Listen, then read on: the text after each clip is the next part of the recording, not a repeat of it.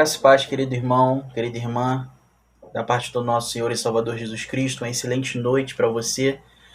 Estamos dando início, continuidade a mais uma sequência de estudos bíblicos expositivos na carta de Paulo aos Efésios, onde a gente tem conversado, nada muito profundo, denso, ainda que a gente trate de alguns temas mais doutrinários, a ideia é que a gente continue conversando sobre esta epístola riquíssima, que é a epístola de Paulo aos Efésios.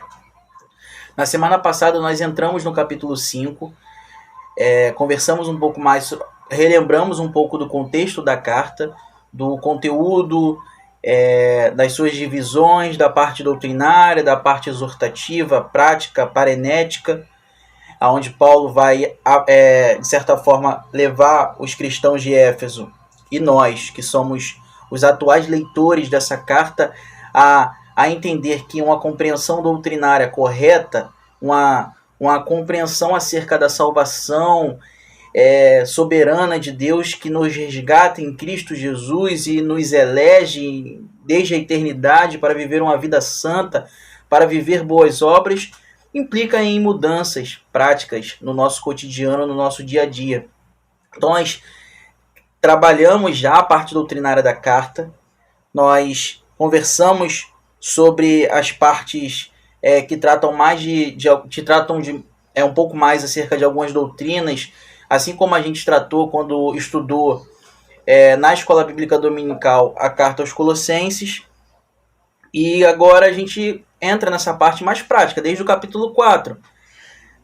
E aí, o versículo que reflete muito isso é o próprio versículo 1 do capítulo 4, né, que vai falar sobre andar de modo digno da vocação em que foste chamado. Então, Paulo conceitua vocação, eleição, predestinação, desde o primeiro capítulo, se aprofunda no capítulo 2, no capítulo 3, e a partir do capítulo 4 nós temos essa parte mais prática, parenética, exortativa, que representa também muito da característica pastoral do apóstolo Paulo. Mais do que um teólogo sistemático, aquele que talvez quando se fala em teologia sistemática, que é sistematizar, departamentalizar a teologia, o primeiro que de certa forma fez isso foi o apóstolo Paulo, que era um grande estudioso desde quando era fariseu.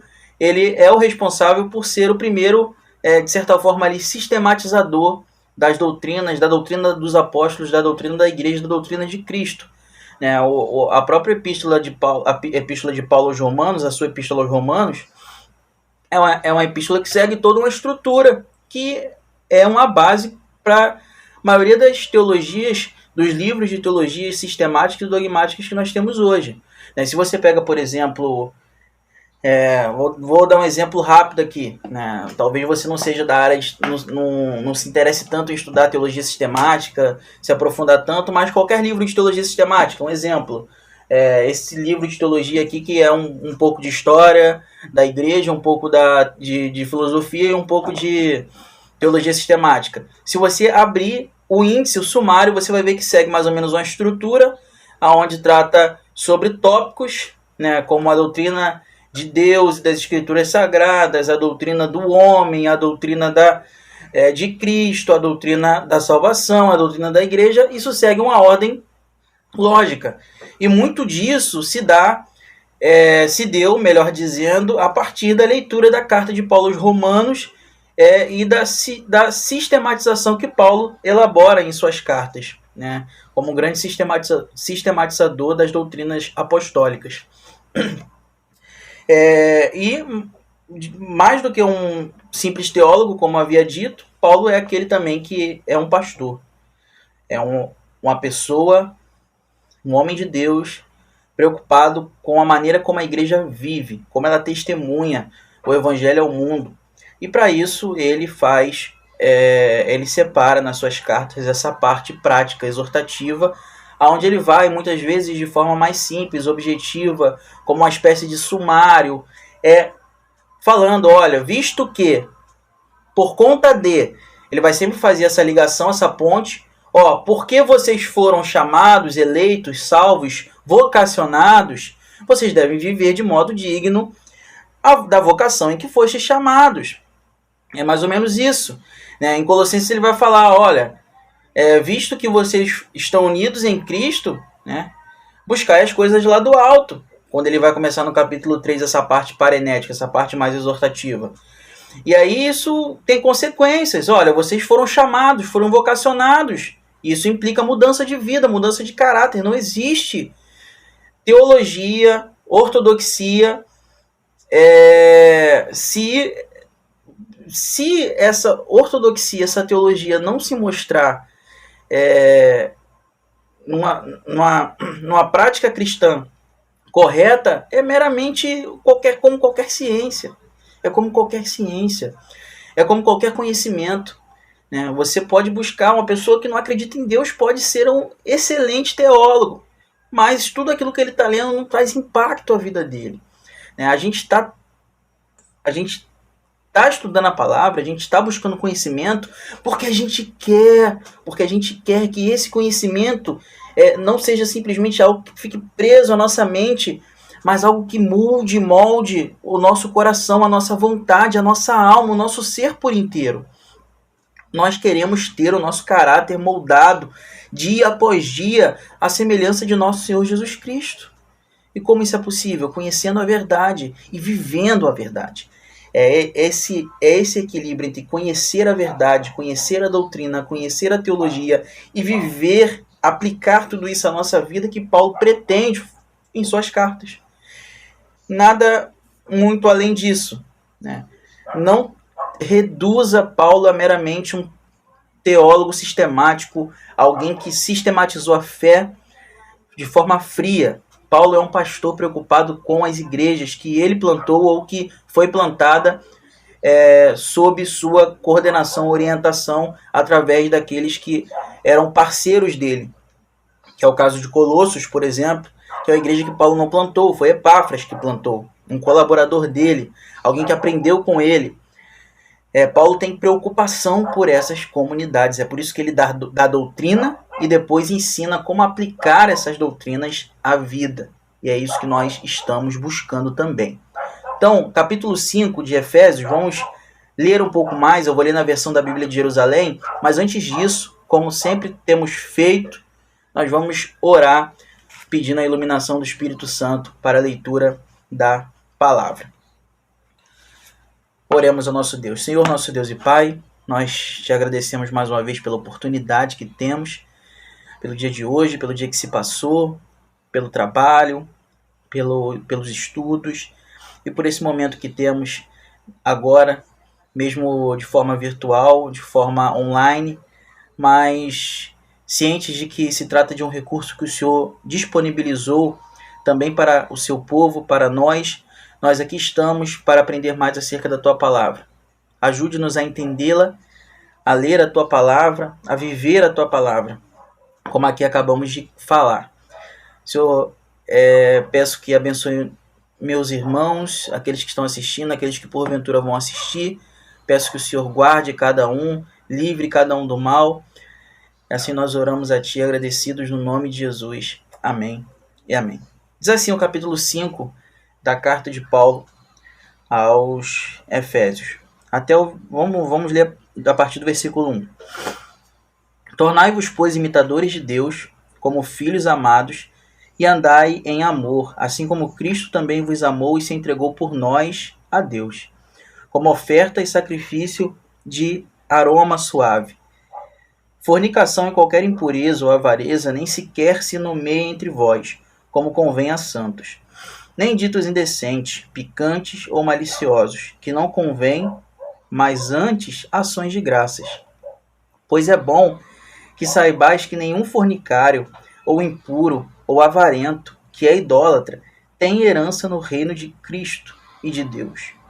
Ninguém vos engane, verso 6, com palavras vãs, porque por essas coisas vem a ira de Deus sobre aqueles que a ele resistem. Não vos torneis, pois, coparticipantes das suas ações. Outrora erais treva, mas agora sois luz no Senhor. Andai como filhos na luz, pois o fruto da luz consiste em toda bondade e justiça e verdade. Procurai discernir o que é agradável ao Senhor. e não sejais participantes das obras infrutuosas das trevas. Antes, denunciai-as, pois o que eles fazem em oculto, até o dizê-lo é vergonhoso. Mas tudo que é condenável é manifesto pela luz, pois é luz tudo que é manifesto. E é por isso que se diz: ó tu que dorme, desperta, e levanta-te de entre os mortos, que Cristo te iluminará. Vede, pois, cuidadosamente como andais, não como tolos, mas como sábios, tirando bom proveito do período presente, porque os dias são maus. Verso 17. Por isso não sejais insensatos, mas procurai conhecer a vontade do Senhor. E não vos embriagueis com vinho, que é porta para a devassidão, mas buscai a plenitude do Espírito. Falai uns aos outros com salmos, hinos e cânticos espirituais, cantando e louvando ao Senhor em vosso coração, sempre e por tudo, dando graças a Deus o Pai em nome de nosso Senhor Jesus Cristo. Então, queridos, na semana passada nós demos o pontapé para compreendermos um pouco mais desse texto. Como eu disse, trata-se de um texto, de um bloco da carta de Paulo aos Efésios, que, como característica de Paulo mesmo, como já temos pincelado aí, vamos pincelar mais uma vez agora, é uma característica dele colocar uma parte após a parte doutrinária, uma parte mais prática, uma parte mais exortativa. É essa expressão mesmo que é usada, exortação. Ele vai dar uma série de exortações. A estrutura das cartas paulinas é essa: uma saudação com ações de graças, uma oração, uma parte que a gente costuma chamar de corpo da carta mesmo, o conteúdo principal, que trata-se dessas duas partes, né? A parte doutrinária, uma parte mais onde Paulo procura tratar principalmente dos problemas, ataques, heresias que estão sendo disseminadas naquela comunidade. E aí depois ele faz essa parte exortativa, onde ele vai: olha, vocês entenderam essa parte doutrinária? É mais ou menos isso que ele faz. Vocês entenderam de onde vocês foram salvos, por que vocês foram salvos, por quem vocês foram salvos? Então, por conta disso, vocês devem viver dessa forma. Então, o que ele começa a fazer no capítulo 4 aqui, a gente já tem, desde a semana retrasada, trabalhado nisso. Os vícios que devem ser abandonados, já que nós devemos viver de modo digno, andar de modo digno da vocação em que fomos chamados, devemos abandonar esses vícios e cultivar as virtudes. Se despir da velha roupagem, da roupagem do velho homem, para nos revestirmos agora da nova roupagem, visto que nós somos novas criaturas. Então, Paulo vai dando continuidade, de forma muito semelhante. Ele começa o capítulo 5 falando que nós devemos imitar, sendo imitadores de Deus como filhos amados, andando em amor.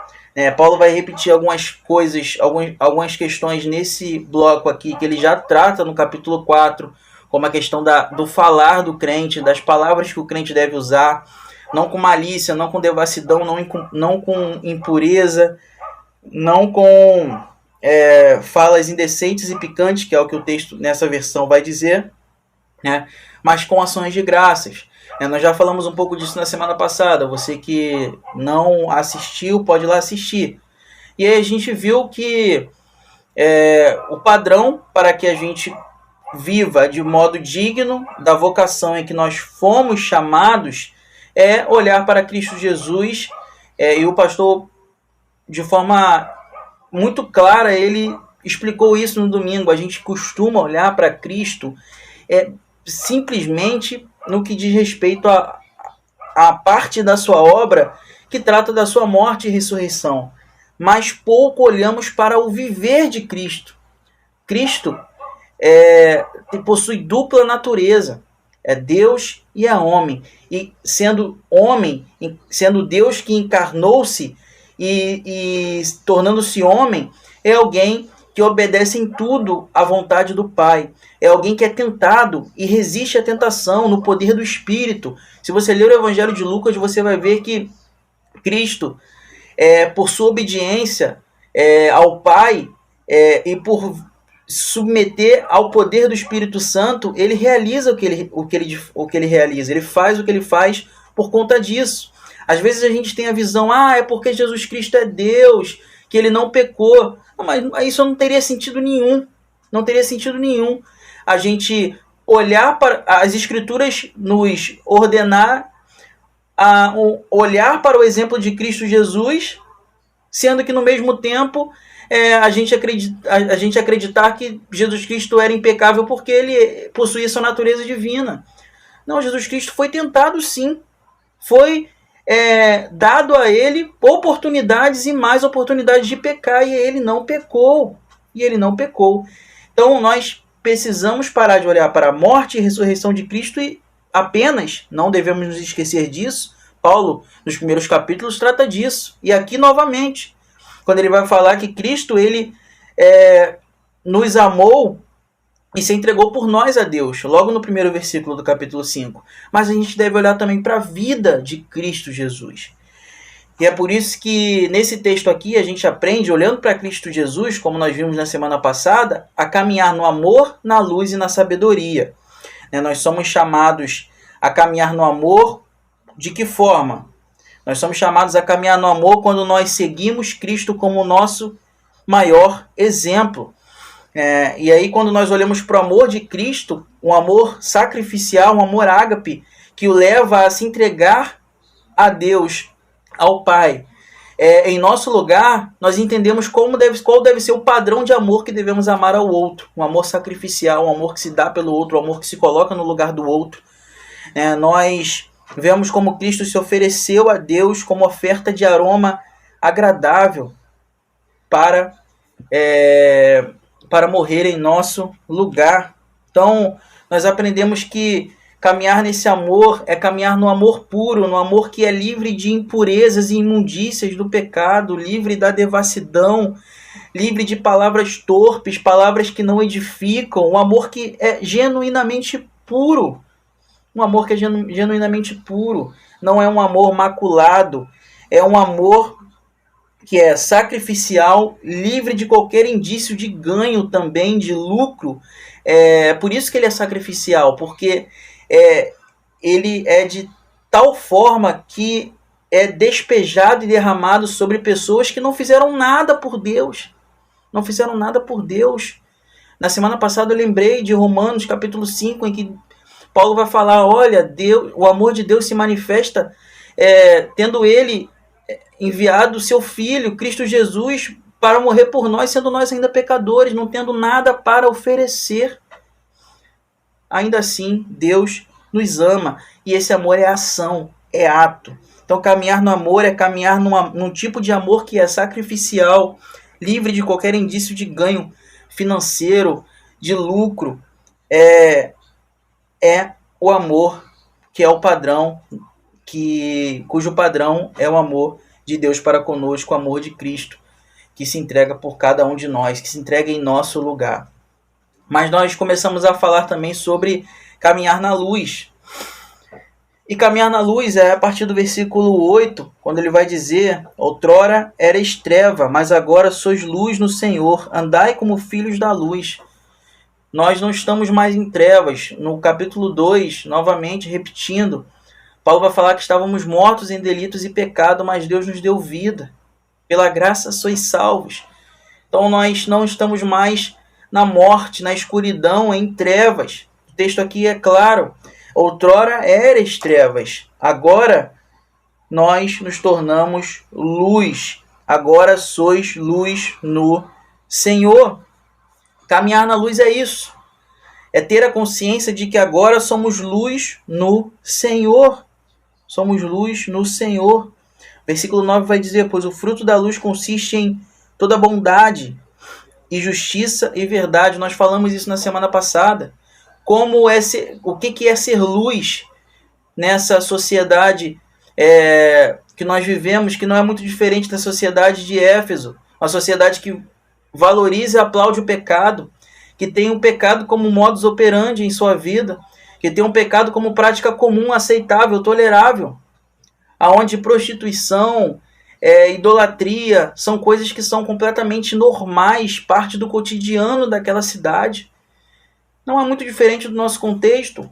Como devemos agir? Como é ser luz numa sociedade como essa? Valorizando a bondade e a justiça e a verdade. E como já falamos nos estudos anteriores, né, o mandamento de Deus, aquilo que as Escrituras prescrevem para nós, que é a maneira como nós devemos viver, ele tem tanto um lado positivo quanto um lado negativo. Como assim? Deixa eu explicar. Quando a Bíblia fala assim, olha, não matarás, a Bíblia está falando com clareza de que nós não devemos tirar a vida de ninguém, não cometer homicídio contra o nosso próximo, contra ninguém. Mas esse é o aspecto negativo, onde ela diz que nós não devemos fazer algo. Por isso que é o aspecto negativo, é o lado negativo. Mas também tem um lado positivo.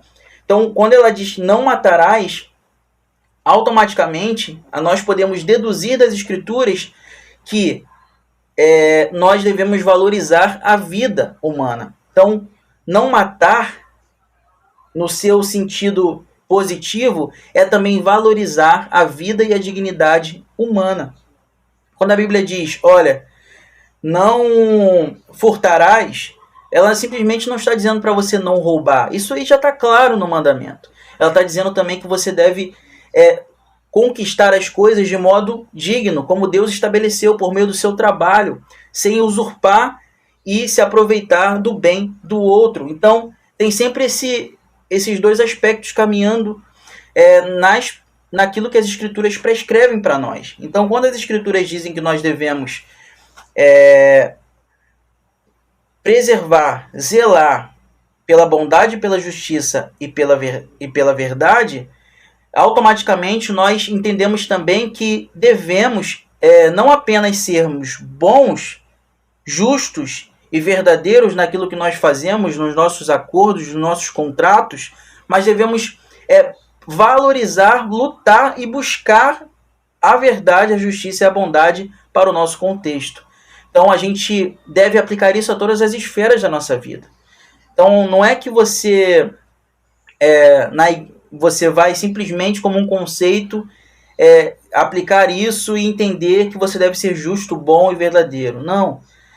Tem aplicações mais amplas. Você vai escolher os candidatos que você vai votar, e aí eu acho que é oportuno falarmos sobre isso, porque nós estamos entrando em um processo eleitoral. Você vai escolher candidatos que valorizem a verdade, que tenham uma vida transparente, por mais difícil que seja isso, tamanha corrupção, mentira e criminalidade nesse meio político, mas você deve lutar para encontrar, deve buscar, deve garimpar para você encontrar uma pessoa que valorize a verdade, que seja bondosa, que seja alguém comprometido com a justiça, que seja alguém que seja contra veementemente a injustiça. Então, assim, ser luz por um lado, ser alguém justo, bom e verdadeiro, buscar ser alguém justo, bom e verdadeiro, mas também lutar contra a mentira, a maldade e a injustiça. Esses dois aspectos do texto bíblico, quando ele prescreve para nós o que nós devemos ou não fazer. Não sei se ficou muito claro, mas ser luz é agir com bondade, justiça e verdade e lutar contra a injustiça, a mentira e a maldade. Esses são os dois lados aí que as Escrituras nos apresentam dos mandamentos de Deus, daquilo que Ele ordena, da forma como Ele ordena que vivamos. Então, nós já falamos um pouco disso na semana passada, avançando um pouco mais.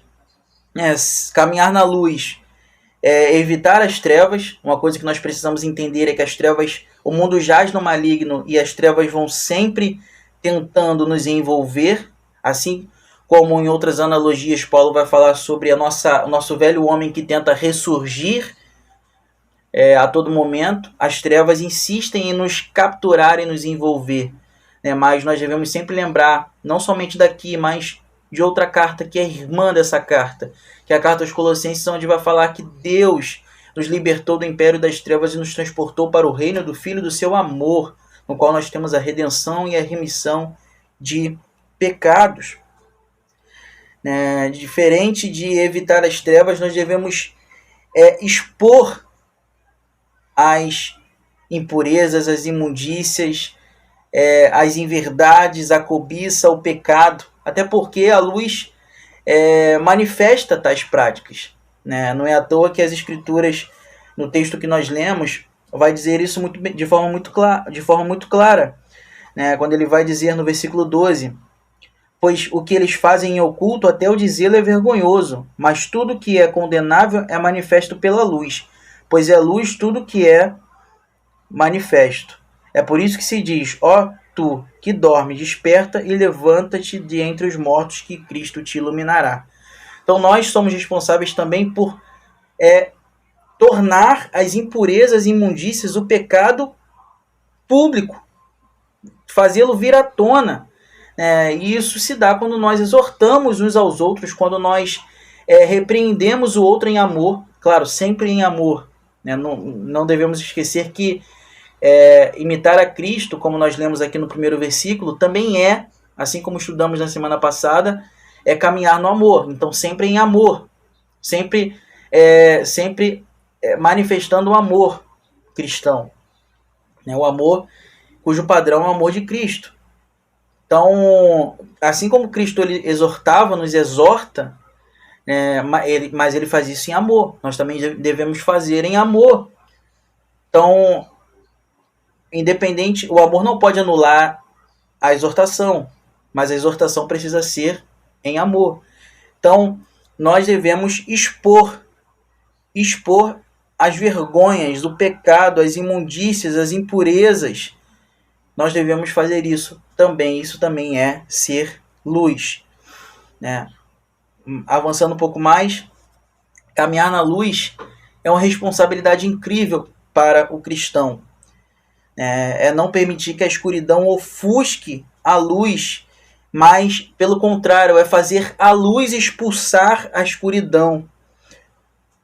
Como nós podemos ter a convicção, como nós podemos ter a certeza de que nós desempenhamos nosso papel como filhos da luz? E aí que entra a última parte, né, que nós vamos refletir agora para encerrar, é o que ficou faltando na semana passada, que é caminhar na sabedoria. O versículo 15 vai dizer: vede, pois, cuidadosamente como andais, não como tolos, mas como sábios. Caminhar na sabedoria. Para entendermos melhor o que é isso, a gente precisa entender quais são as características de alguém que anda na sabedoria. E aí o versículo 15, esse que nós acabamos de ler, deve ser lido também juntamente com 16 e 17, que diz que andar como sábio é tirar bom proveito do período presente, porque os dias são maus. Por isso não sejais insensatos, mas procurai conhecer a vontade do Senhor. A palavra original aqui traz a ideia de prudência, né? Como é andar na sabedoria? Andar na sabedoria é ser prudente, né? Fazer isso com cuidado, com prudência. É o que vai dizer o versículo 15. Não é agir com tolice, mas com sabedoria. É andando cuidadosamente, é o que diz o começo do versículo. É andando de forma prudente, andando de forma cuidadosa. Ao contrário dos tolos, ao contrário daqueles que são tolos, os cristãos são chamados a executar, a fazer aquilo que uma canção belíssima. Eu gosto muito do grupo Logos. O pastor Wanderley fala que eu sou meio antigo. Sou meio antigo. Os jovens também falam que eu tenho uma mentalidade um pouco antiga. Mas é porque eu cresci ouvindo canções do Logos, meus pais sempre cantando, tocando, e eu aprendi muitas dessas canções quando eu ainda era menino, quando eu era criança. E aí tem uma canção do Logos que fala justamente sobre isso, que o cristão não é um tolo, é um cristão alguém que tem conteúdo. E um trecho da canção vai dizer: quero ter conteúdo, sabendo de tudo em volta de mim, mas nunca trocando a viva palavra pelo que eu achava ou deixe de achar. Então, o que a canção está dizendo, o que Paulo está dizendo aqui?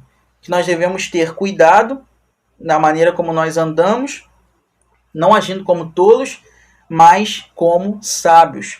estar ciente do que está acontecendo à nossa volta. Ciente do que está acontecendo à nossa volta. Uma frase interessante de um teólogo que eu cito bastante ele, que é um teólogo já falecido, chamado Karl Barth. Ele vai dizer, certa vez ele disse que um pastor, um cristão, dá para a gente aplicar a todo cristão, é alguém que olha para as escrituras e para o jornal. Ou seja, alguém que está atento ao que Deus está falando, é alguém que está atento ao que Deus quer falar a nós e atento à realidade à sua volta, atento às necessidades das pessoas à nossa volta. É alguém que está ciente do que está acontecendo, o contexto político, social, econômico. Nós cristãos não estamos numa bolha, repito, falei isso domingo. Falei isso no domingo e repito. Nós não vivemos numa bolha, nós não vivemos isolados da sociedade, nós vivemos em comunidade, em sociedade. Então nós devemos estar cientes, conhecendo tudo o que está acontecendo à nossa volta. Isso é ser sábio. E o versículo seguinte confirma isso, porque vai dizer que é aproveitar o tempo disponível, o tempo presente. Então, como isso é possível? Quando nós conhecemos a realidade à nossa volta. Nós precisamos sim buscar conhecimento, entender o que está acontecendo no entorno. Qual é a realidade do seu município, do nosso município, qual é a realidade do nosso estado, qual é a realidade do nosso país, qual é a realidade do mundo, o que se tem falado, qual é o que as pessoas sentem medo, o que apavora as pessoas hoje em dia. As pessoas têm medo de que hoje em dia? São coisas que nós precisamos entender como igreja para que a comunicação do evangelho seja inclusive mais eficaz. É saber ler a cultura à nossa volta. Isso não é errado, não. Isso não é errado. Pelo contrário, agir assim é agir com sabedoria e não sermos tolos, não agirmos como tolos. Mas além disso, é importante também, Paulo vai descrever isso aqui, entender a vontade do Senhor. É o que vai dizer o versículo 17. Por isso não sejais insensatos, mas procurai conhecer a vontade do Senhor. É aquilo que a canção do Logos fala. Olha, eu quero ter conteúdo, sabendo de tudo em volta de mim, mas nunca trocando a viva palavra por achismo, pelo que eu acho, pelo que eu achava ou pelo que eu deixo de achar. A base, o fundamento do nosso conhecimento não é outra coisa senão as Escrituras, que expressam a vontade de Deus para as nossas vidas. Então, precisamos olhar para o jornal, como disse Karl Barth, mas precisamos olhar para as Escrituras, para entendermos o que Deus quer falar conosco. E olhar para o jornal é pegar o que Deus falou conosco e comunicar para a sociedade de hoje. A base, o fundamento do nosso conhecimento não deve ser outro a não ser as Escrituras Sagradas, que expressam a vontade do Criador para as nossas vidas, a vontade de Deus para as nossas vidas. É ter conteúdo, como diz a canção do Logos, mas também não trocar aquilo que nós achamos, achismos, não trocar a palavra por achismos. É olhar para o jornal, como disse Karl Barth, para entender a realidade à nossa volta, mas sem se esquecer das Escrituras Sagradas, que é o meio pelo qual nós conhecemos a vontade de Deus para as nossas vidas. Então, é um equilíbrio que deve existir na vida do cristão. E como isso é possível?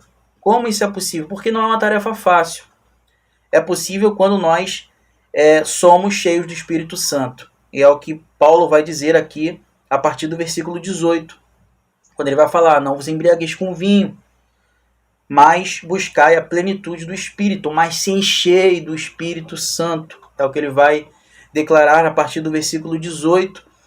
19 ele vai dizer, falai uns aos outros com salmos, hinos e cânticos espirituais, cantando e louvando ao Senhor em vosso coração, sempre e por tudo dando graças a Deus, o Pai, em nome do nosso Senhor Jesus Cristo. Verso 21, ele vai continuar, sede submissos uns aos outros no temor de Cristo. Enquanto aqueles que andam como tolos, aqueles que agem como tolos, que agem de forma tola, se deleitam e se enchem de prazeres desse mundo, como é exemplificado aqui no embriagar-se com vinho, aqueles que são cheios do Espírito Santo, aqueles que são sábios, eles se enchem do Espírito Santo para caminharem na sabedoria, se esforçando, como eu disse, para serem a cada dia mais cheios do Espírito. E qual é a evidência de alguém cheio do Espírito? Paulo indica aqui pelo menos 3 formas de identificação. Ele vai dizer que uma indicação é louvar a Deus com oração, salmos, hinos e cânticos, que é o que ele vai dizer aqui no versículo 19. Outra indicação é dar graças a Deus por tudo. E a terceira indicação é submeter-se uns aos outros no temor de Cristo, que é o que ele vai dizer no último versículo que nós lemos, que é o versículo 21. Então nós entendemos a partir disso que filhos de Deus eles se deleitam em cantar louvores de coração grato, dar graças a Deus por todas as coisas e submeter-se uns aos outros no temor de Cristo. Assim nós evidenciamos, nós demonstramos que estamos cheios do Espírito e, como tal, somos verdadeiramente imitadores de Deus como filhos amados. Queridos, que Deus assim nos abençoe em nome de Jesus, que o Espírito Santo continue a nos encher e a falar aos nossos corações. A partir da semana que vem, nós vamos continuar refletindo, conversando, estudando, ainda no versículo 5, a partir do versículo 21 ainda, onde Paulo, também é uma de suas características, começa também a tratar sobre essas partes mais práticas e exortativas, mas aplicadas ao seio da família, do lar, o lar cristão. A relação entre marido e esposa, filhos e pais, servos e senhores e vice-versa. Deus assim nos abençoe. Feche seus olhos, vamos falar com Deus mais uma vez. Senhor, nós te agradecemos mais uma vez pela palavra.